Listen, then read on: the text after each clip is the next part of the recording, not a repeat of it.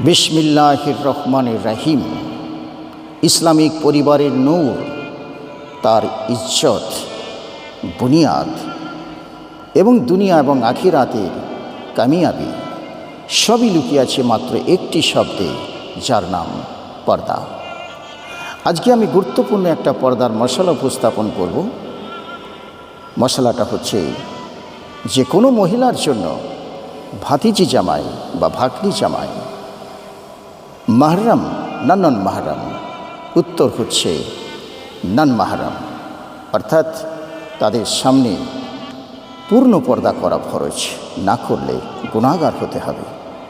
আল কোরআনের সূরা নিসা 23 এবং সূরা নিউর 31 নম্বর আয়াতে আল্লাহ মাহরাম লিস্ট প্রকাশ করেছেন এবং সেখানে ভাতিজি জামাই বা ভাগ্নি জামাইয়ের কোনো উল্লেখ নেই। কাজে একটা সুস্পষ্ট দলিল যে ভাতিজি জামাই এবং ভাগ্নি জামাই হচ্ছে নন মাহরাম, যদি তারা বিয়ের আগে মাহরাম তালিকায় অন্তর্ভুক্ত হয়ে না থাকে।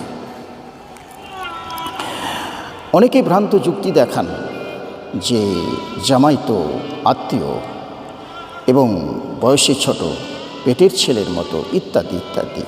কিন্তু মনে রাখবেন যে আত্মীয় হলেই মাহরাম হয় না, এবং বয়সে ছোট হলেও বালিগ হলেই পর্দা ফরজ।